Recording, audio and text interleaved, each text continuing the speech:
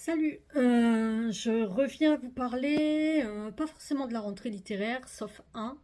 Euh, Vous me direz, je vais essayer de faire entre 20 et 30 minutes et pas plus, parce que dites-moi si c'est trop long, c'est trop court, vous ce qui vous convient. J'aimerais bien ne pas aller trop loin, donc là je vais me dépêcher. Je vais vous parler de Feu sur la plaine. C'est un livre sur NetGalley que j'ai reçu. C'est un, enfin je l'ai demandé et c'est un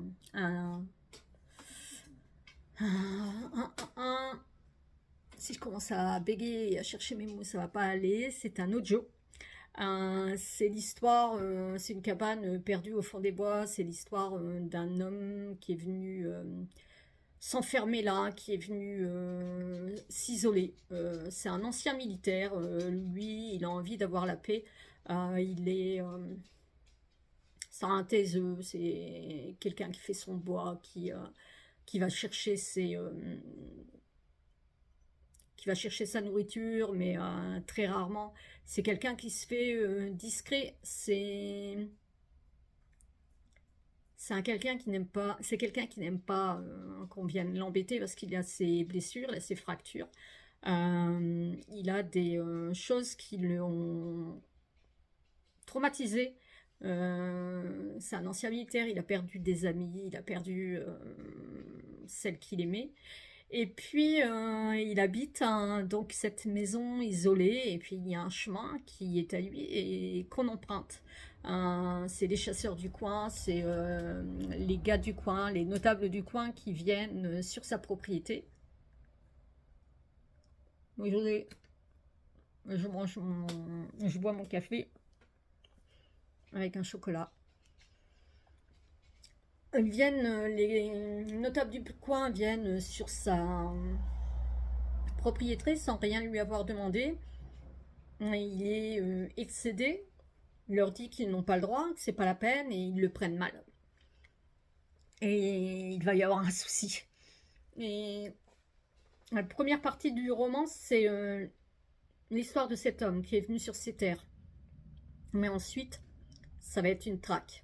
Parce que on va pas lui laisser. Parce qu'on vient l'embêter, il va se défendre, on va pas. Ces notables, ces chasseurs, ceux qui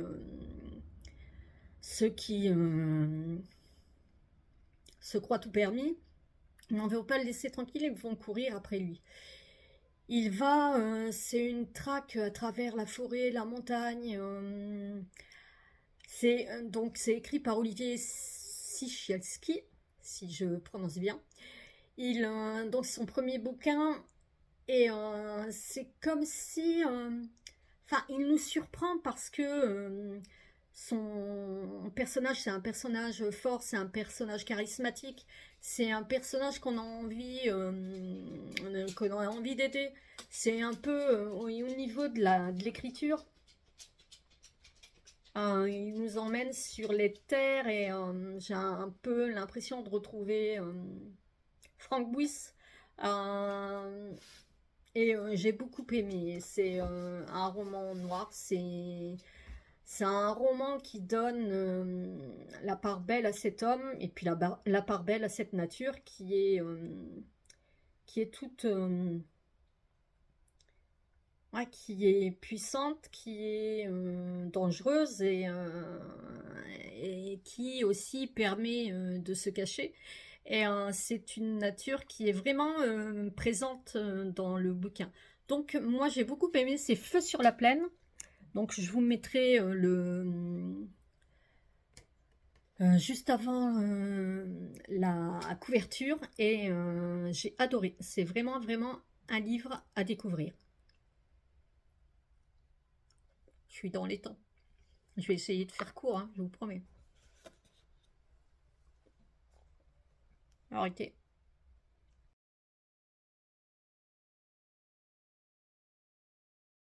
J'ai fini mon café, ce qui devait être très désagréable pour vous. J'ai lu donc, non, j'ai écouté aussi un audio sur NetGalley. C'est Les coquillages ne s'ouvrent qu'en été. Moi, j'ai beaucoup aimé les deux lectrices, Violette Erhardt et Nathalie Puge. Puxeux. Je ne sais pas si j'ai bien prononcé, je ne pense pas, mais j'en suis désolée. J'ai beaucoup aimé écouter ce livre qui raconte le passage de l'adolescence à l'âge adulte. Et puis, qui est un passage compliqué, où on ne sait pas où se placer, et où la pression de la société sur l'excellence scolaire, la pression de réussite sur les mères est vraiment très présente. Ici, c'est l'histoire de Léna qui va bientôt avoir 18 ans, qui a passé une année catastrophique au niveau de l'école, et puis l'histoire de Phoebe qui a 20 ans, qui est en fac de droit, qui poursuit un peu, c'est pas qu'elle poursuit un peu, elle poursuit le rêve de sa mère, c'est quelqu'un qui est hyper introverti. Sa mère voulait être avocate et elle a mis tous ses espoirs dans Phoebe qui ne se rebelle pas, qui suit le mouvement et qui ne dit trop rien, au grand désespoir de Lena qui elle est plutôt celle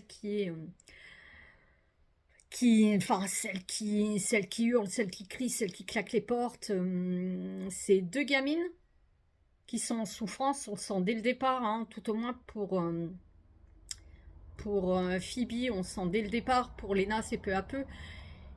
Ces deux gamines qui ont été en souffrance toute l'année, pour Phoebe, elle n'a pas du tout envie de venir en vacances au Pays Basque chez sa grand-mère, parce que l'année précédente, elle a rompu avec l'amour, son petit ami.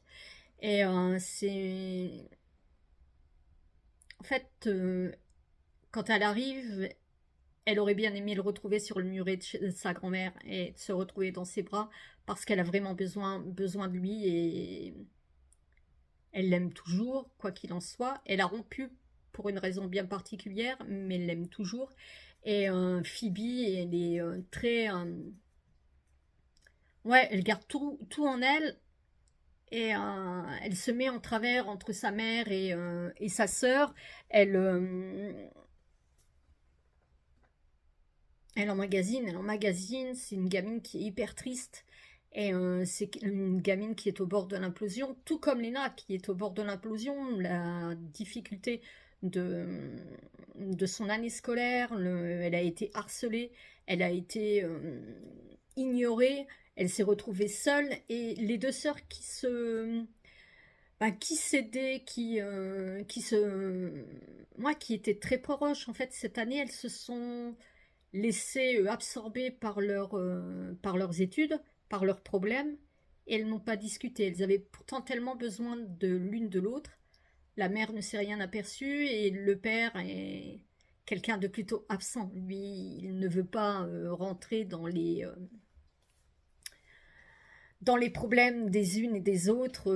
Il fait comme s'il n'entendait pas. Puis cet été-là, donc c'est l'été de l'implosion, de l'explosion. Il va falloir deux faits déclencheurs pour qu'on s'aperçoive que Phoebe va mal et, et ce livre aborde des thématiques qui sont hyper importantes, hyper dures, hyper difficiles. Et puis on se rend compte aussi que Lena va mal, mais elle l'exprime plus et on va se rendre compte aussi que la société elle est encore assez compliquée et que c'est encore difficile pour quelqu'un de parler de son orientation sexuelle. Et surtout lorsque l'on a été harcelé, surtout lorsque l'on a été éjecté d'un groupe d'amis. Ça a été très dur pour Léna et c'est très dur aussi pour elle de montrer à ses amis du Pays Basque qu'elle adore. Hein, c'est depuis qu'elles sont petites, elle les rencontre. Et c'est difficile pour elle de dire ces choses-là, de dire que finalement elle est attirée par les filles. Et il y aura un fait déclencheur aussi.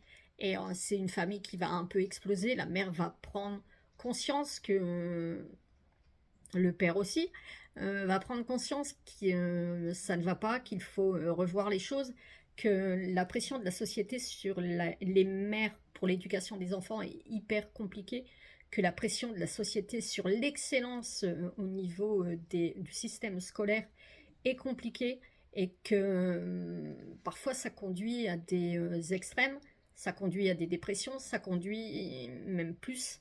Et, et c'est encore un peu tabou dans notre société et c'est bien dommage. Et puis, ouais, enfin, les enfants, les élèves, les ados, ils ne sont pas encore... enfin, ils sont encore très méchants entre eux à partir du moment où ils font pas partie du groupe. Enfin, où certains ne font pas partie du groupe, ils sont exclus et ils se... Ouais, ils sont méchants entre eux et c'est très difficile pour la personne qui subit ça. Donc, moi, j'ai trouvé ce livre très fort, il est placé en young adulte. Je trouve ça bien, mais aussi dommage. Je trouve que c'est des thèmes sur la dépression, sur l'orientation sexuelle, sur la pression de la société, sur les mères qui ont une charge mentale euh, qui est très lourde. Et, euh, et ouais, j'ai beaucoup aimé ce livre, j'ai beaucoup aimé les deux lectrices qui prenaient la voix de Lena ou la voix de Phoebe. Et j'ai trouvé ça très très intéressant. Donc voilà, c'est sur NetGalley. Pareil, je vous ai mis la couverture juste là.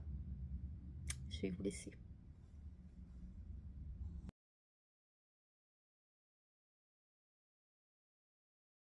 Un autre livre que j'ai lu sur NetGalley, c'est Les Mouettes. Les Mouettes, c'est les services secrets français, la DGSE, les services, je ne sais plus, les services action, SA.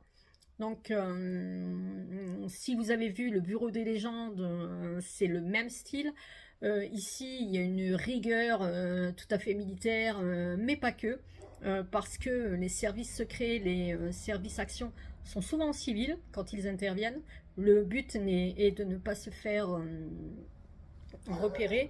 Ici, on va se retrouver avec Corsan qui est fracassé, le capitaine Yannick Corsan, qui s'appelle Icar au sein des services Action, qui est ouais, fracassé, donc vous verrez pourquoi. Il revient au service Action, il va devoir partir en Serbie euh, pour démanteler mon chien qui me distrait, pour démanteler une usine de mince, d'armement. L'armement qui est envoyé aux djihadistes au Sahel. Donc on est de Paris au Sahel, enfin au Mali, on est en Algérie aussi. C'est hyper captivant, exaltant. Il n'y a pas de temps mort, on est dans un roman d'espionnage, c'est hyper intéressant. C'est l'équilibre géographique international qui est toujours sur une corde raide et c'est hyper difficile on a l'impression de marcher sur un fil. Pour chaque pays, les informations sont parfois échangées, parfois si je donne une information, vous m'en donnez une autre, ou bien on est sur une autre action. C'est vraiment un jeu de politiciens, un jeu d'espions, et j'ai trouvé ça très intéressant. Moi j'aime beaucoup ce genre de bouquin, ça détend quand on a lu des romans assez noirs. Là, on est dans l'urgence, il faut saboter une usine donc d'armement. Et puis, Corsan ramène des informations importantes qui, euh, qui prévoient au Mali, au Sahel, dans le désert du Sahel, un,